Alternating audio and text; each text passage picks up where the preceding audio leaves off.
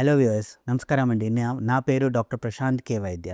ఈరోజు ఇంకో మంచి ఇంట్రెస్టింగ్ టాపిక్ గురించి మనం మాట్లాడదాం. అదేంటంటే నేను ఈ మధ్య నా క్లినిక్‌లో చాలా కేసెస్ చూస్తున్నాను. అంగస్తంభన ప్రాబ్లమ్ యంగ్ ఏజ్‌లో అంటే 20 ఇయర్స్, 25 ఇయర్స్, ఈవెన్ 30 ఏజ్‌లో అంటే యంగ్ ఏజ్‌లో 20 నుంచి 35 ఏజ్‌లో చాలా జనాలకి అంగస్తంభన ప్రాబ్లమ్ వస్తుంది. అంటే ఎరెక్టైల్ డిస్‌ఫంక్షన్ ప్రాబ్లమ్ వస్తుంది. ఈ యంగ్ ఏజ్‌లో ఎరెక్టైల్ డిస్‌ఫంక్షన్ ఎందుకు వస్తుంది? దీని కారణాలేంటి? ఇది రావడానికి రీజన్స్? అది ఎలా మనము ప్రివెంట్ చేయవచ్చు? మళ్ళీ దానికి కొన్ని ఎక్సర్‌సైజ్ చెప్తాను. కొన్ని మెడిటేషన్ టెక్నిక్ చెప్తాను. దాంతో పాటు కొన్ని డయట్ చెప్తాను.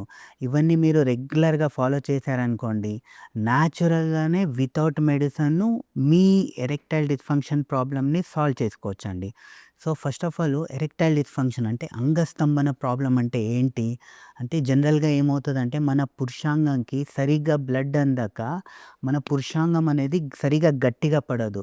కరెక్ట్ మనం లైంగిక క్రియలో అంటే కరెక్ట్ ఇంటర్‌కోర్స్ టైంలో ఆ గట్టితనం అనేది సరిగా ఉండదు. ఆ సరిగా ఉండక కరెక్ట్‌గా ఇన్సర్షన్ అనేది ఇంటర్‌కోర్స్ అనేది జరగదు. దీన్ని మనము ఎరెక్టైల్ డిస్‌ఫంక్షన్ అంటాం. అంటే కరెక్ట్ ఇంటర్‌కోర్స్ టైంలో అంగస్తంభనం ఫెయిల్ అవ్వడం అనేది ఎరెక్టైల్ డిస్‌ఫంక్షన్ అంటాం. సో, ఈ మధ్య నేను చాలా కేసెస్ చూస్తున్నాను. 20 ఇయర్స్ ఏజ్, 25 ఇయర్స్ ఏజ్ వాళ్ళందరూ వచ్చేసి సార్ అంటే మ్యారేజ్ గూడా అయ్యి ఉండదు. వాళ్ళ పార్ట్నర్‌తో, గర్ల్ ఫ్రెండ్‌తో కలిసే టైంలో సార్ నాకు కరెక్ట్‌గా ఫీలింగ్స్ వచ్చి ఉంటది. కరెక్ట్‌గా ఇంటర్‌కోర్స్ టైంలోనే ఆ గట్టితనం అనేది ఫెయిల్ అయిపోతుంది సార్ అని అంటున్నారు. లేదా ఈవెన్ 35 ఏజ్ మ్యారేజ్ అయ్యి ఒక 10 ఇయర్స్ అయిన వాళ్ళలో గూడా 35 ఏజ్ ఉంటారు. అలాంటి వాళ్ళలో గూడా ఇమ్మీడియేట్‌గా ఎరెక్షన్ అనేది ఫెయిల్ అవుతుంది. అంగస్తంభనం అనేది అవుతుందండి. సో, దీనికి మెయిన్ కారణాలేంటి? మీరు చూసి ఉండొచ్చు మన పాతకాలంలో చాలా మీరు 60 ఇయర్స్, 65 ఇయర్స్ ఈవెన్ మా తాతలు, ముత్తాత వాళ్ళందరూ 60 ఇయర్స్, 70 ఇయర్స్‌లో గూడా నాన్న అయిన కేసెస్ ఉన్నాయి. అంటే ఆ ఏజ్‌లో గూడా వాళ్ళ సెక్షువల్ పెర్ఫార్మన్స్ అనేది బావుండేది. కానీ మన జనరేషన్ వచ్చేసరికి ఈ ఏజ్‌లోనే ఎరెక్షన్ ప్రాబ్లమ్ అనేది వస్తుంది. ఎందుకంటే దీంట్లో చాలా కారణాలుంటాయి. దాంట్లో మొదటి కారణం ఏందంటే పోర్న్ అడిక్షన్. అంటే చాలామందికి పాతకాలంలో ఏందంటే మీకు పోర్న్ చూడడము, లేదా ఏదైనా సెక్షువల్ కంటెంట్ చూడడం అంటే చాలా అది రేర్ అన్నట్టు. కానీ ఇప్పుడు ప్రెజెంట్ జనరేషన్ ఏమైపోయిందంటే మీరు చేతిలోనే మొబైల్‌లోనే మీరు పోర్న్ కంటెంట్ చూడొచ్చు. ఎలాంటి వీడియోస్ అయినా చూడొచ్చు. ఎలాంటి ఫోటోస్ అయినా చూడొచ్చు. సో, ఇలా ఫ్రీక్వెంట్‌గా మీరు పోర్న్ వీడియోస్ చూడడం వల్ల ఏమవుతదంటే బ్రెయిన్‌లో ఎక్సెసివ్ సెక్స్ రిలేటెడ్ హార్మోన్ అనేది రిలీజ్ అవుతది. ఎక్సెసివ్ డోపామైన్ అనేది రిలీజ్ అవుతది. ఇవన్నీ రిలీజ్ అయ్యి ఏమవుతదంటే కరెక్ట్‌గా మనకి కరెక్ట్‌గా ఇంటర్‌కోర్స్ టైంలో అంటే లైంగిక క్రియ టైంలో మీకు అవసరం ఉండే ఎరెక్షన్ అనేది సరిగా రాదు. అదొక రీజన్. ఇంకో రీజన్ ఏందంటే ఎక్కువ పోర్న్ అడిక్షన్ ఉండడం వల్ల మీరు ఏదో ఒక మాయ లోకంలో ఉంటారు. అంటే పోర్న్‌లో ఇంతసేపు చేస్తారు, అంతసేపు చేస్తారు. అండ్ పోర్న్‌లో ఆయన అంటే ఆయన సైజ్ అనేది ఇంత ఉంటది. నా సైజ్ ఇంత ఉంది. సో, ఇలాంటి కంపారిటివ్ ఉంటది. సో, ఆ కంపారిజన్ ఉండడం వల్ల మీరు ప్రతిసారి మీరు కలవడానికెళ్ళినప్పుడల్లా మీరొక ఎక్స్‌పెక్టేషన్‌తో ఎళ్తారు. ఓహ్! పోన్‌లో గంటలు, గంటలు చేస్తున్నాను. నేను గూడా గంటలు చేయాలి. ఇలాంటి ఎక్స్‌పెక్టేషన్‌లో ఎళ్ళినప్పుడు ఏమవుతదంటే, మీరు ఆ ఎక్స్‌పెక్టేషన్ మీట్ అయ్యలేకపోతారు. అప్పుడేమవుతది ఆటోమేటిక్‌గా మీ పెర్ఫార్మన్స్ అనేది తగ్గుతా వస్తది. మీ ఎరెక్షన్ ఫెయిల్యూర్ అనేది అవుతది. సో, ఒకటి ఆ పోర్న్ అడిక్షన్. రెండో కారణాలేందంటే ఆహ్, ఎక్సెసివ్ మెంటల్ స్ట్రెస్సు. ఈ మధ్య టెన్షన్ లేని వాళ్ళు ఎవరున్నారండి? ప్రతి ఒక్కరికి స్ట్రెస్ ఉంది, యాంగ్జైటీ ఉంది. అంటే ఒక స్టడీ స్ట్రెస్ ఉంది, కెరియర్ స్ట్రెస్ ఉంది, లేదంటే పెళ్లి అయిందంటే పిల్లలు అవ్వట్లేదనే స్ట్రెస్ ఉంది.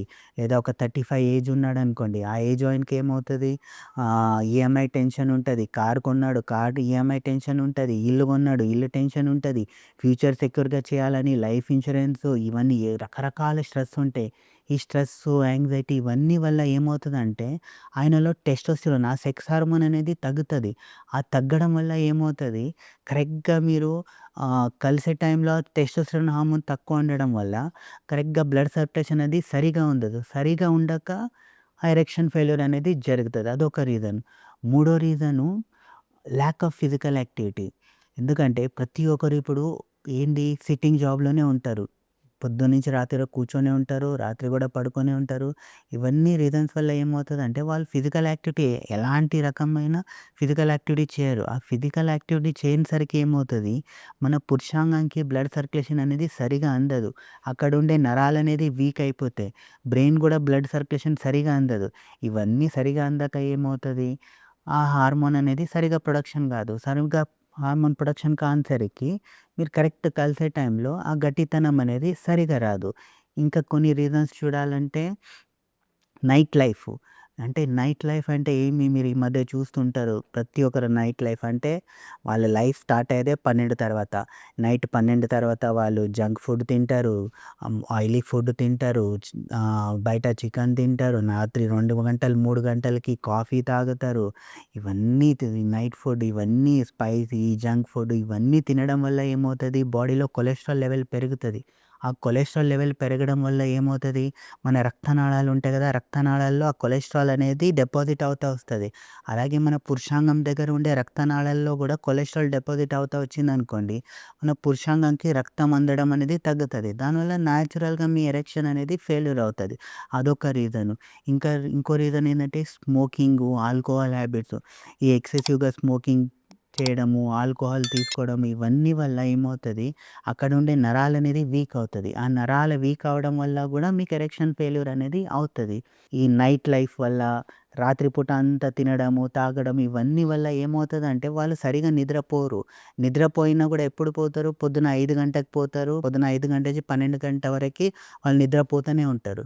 కానీ టెస్టోస్టెరాన్ ఆ సెక్స్ హార్మోన్ ప్రొడక్షన్ అనేది జనరల్‌గా మధ్యరాత్రి 12-5 వరకు ఉంటది. సో, ఆ హార్మోన్ ప్రొడక్షన్ అయ్యే టైంలోనే మీరు కరెక్ట్‌గా తింటున్నారు, తాగుతున్నారు, ఇవన్నీ చేస్తున్నారనుకోండి, సెక్స్ హార్మోన్ ప్రొడక్షన్ ఎక్కడ అవుతది? కాదు. దానివల్ల బాడీలో టెస్టోస్టెరాన్ అనేది తగ్గుతది. దానివల్ల ఎరెక్షన్ ఫెయిల్యూర్ అనేది జరుగుతది.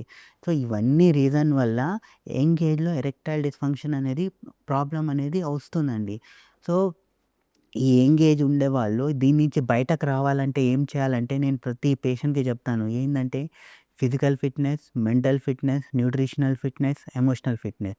అంటే ఫిజికల్ ఫిట్‌నెస్ డైలీ డైలీ ఒక అరగంట మనం ఫిజికల్ యాక్టివిటీ చేయాలండి. అంటే టైమ్ టు టైమ్ కరెక్ట్ 12 గంటకి పడుకోవాలి. పొద్దున 6 గంటలకు లేవాలి. మంచి నిద్ర ఉండాలి. పొద్దున 6 గంటలకు లేచి అరగంట కంపల్సరీ ఫిజికల్ యాక్టివిటీ చేయాలి. అంటే మీరు వాకింగ్ చేయొచ్చు, ఎక్సర్సైజ్ చేయొచ్చు, కేగల్ ఎక్సర్సైజ్ చేయొచ్చు. ఇవన్నీ కొన్ని రకాల ఎక్సర్సైజ్ ఉంటాయి. ఆ ఎక్సర్సైజ్ అవన్నీ చేయడం వల్ల ఏమవుతదంటే మీ బ్రెయిన్‌కి బ్లడ్ సర్క్యులేషన్ అందుతది. మీ పురుషాంగంకి బ్లడ్ సర్క్యులేషన్ అందుతది. ఇవన్నీ మంచిగా అవ్వడం వల్ల న్యాచురల్‌గా మీ పెర్ఫార్మన్స్ అనేది ఇంప్రూవ్ అవుతా వస్తదండి. అదొక రీజన్. రెండోది మెంటల్ ఫిట్‌నెస్. అంటే ఇప్పుడుండే జనరేషన్‌లో ప్రతి ఒక్కరికి స్ట్రెస్ అనేది ఉంటదండి. స్ట్రెస్ లేకుండా ఎవరు లేరండి. సో, మీకు కంపల్సరీ స్ట్రెస్ ఉందంటే డైలీ ఒక అరగంట ఎక్సర్సైజ్ అయినంక ఒక 10 నిమిషాలు మెడిటేషన్ చేయండి. డైలీ 10 నిమిషాలు మెడిటేషన్ చేయడం వల్ల ఏమవుతది, మీ స్ట్రెస్ అనేది తగ్గుతా వస్తది. ఆ స్ట్రెస్ ఉన్నా గూడా స్ట్రెస్ ఎఫెక్ట్ మీ బాడీ మీద పడకుండా ఉంటది. సో, స్ట్రెస్ ఎఫెక్ట్ బాడీ మీద పడకపోతే ఏమవుతది, సెక్స్ హార్మోన్ ప్రొడక్షన్ అంటే టెస్టోస్టెరాన్ హార్మోన్ ప్రొడక్షన్ మంచిగా అవుతది. అది మంచిగా అయిందనుకోండి, మీ పురుషాంగంకి బ్లడ్ సర్క్యులేషన్ మంచిగా అవుతది. ఆ బ్లడ్ సర్క్యులేషన్ మంచిగా అవ్వడం వల్ల మీ ఎరెక్షన్ ప్రాబ్లమ్ అనేది సాల్వ్ అవుతది. అదొకటి. మూడోది న్యూట్రిషనల్ ఫిట్‌నెస్. అంటే మంచి న్యూట్రిషియస్ ఫుడ్ తీసుకోవాలండి. ఎస్పెషల్లీ ఏందంటే డైలీ డ్రై ఫ్రూట్స్ తీసుకోవాలి. హార్మోన్ బ్యాలెన్స్ అవ్వడానికి అవొకాడో ఉంటది గదా! అవొకాడో డైలీ ఒక అవొకాడో తినండి. దానివల్ల ఏమవుతది, మీ హార్మోనల్ బ్యాలెన్స్ అవుతా వస్తది. అండ్ జ్యూసెస్ తాగడం. అంటే pomegranate juice, palak juice, water melon juice ఇవన్నీ తీసుకోవడం వల్ల ఏమవుతదంటే, ఈ జ్యూసెస్ ఏం చేస్తే మీ పురుషాంగానికి న్యాచురల్‌గా బ్లడ్ సర్క్యులేషన్ ఇంప్రూవ్ చేస్తది. సో, ఇవన్నీ మనం న్యాచురల్ వయాగ్రా జ్యూసెస్ అంటామండి. సో, న్యాచురల్‌గా బ్లడ్ సర్క్యులేషన్ ఇంప్రూవ్ చేయడం వల్ల న్యాచురల్‌గా మీ ఎరెక్షన్ అనేది ఇంప్రూవ్ అవుతా వస్తదండి.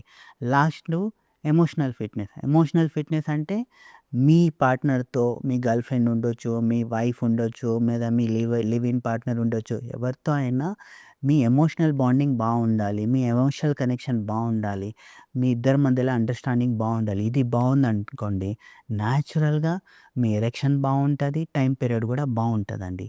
సో, మీరు యంగ్ ఏజ్‌లో ఏమైనా ఇలాంటి ప్రాబ్లమ్‌తో సఫర్ అవుతున్నారనుకోండి, కంగారు పడకండి. నేను చెప్పిన టిప్స్ ఫాలో చేస్తే ఖచ్చితంగా మీ ఎరెక్షన్ ప్రాబ్లమ్ సాల్వ్ అవుతది. మీ టైమ్ పీరియడ్ గూడా ఇంప్రూవ్ అవుతది.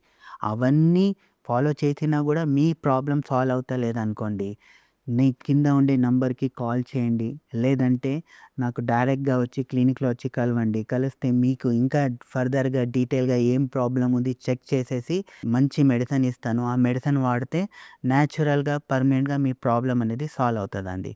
థాంక్ యూ అండి.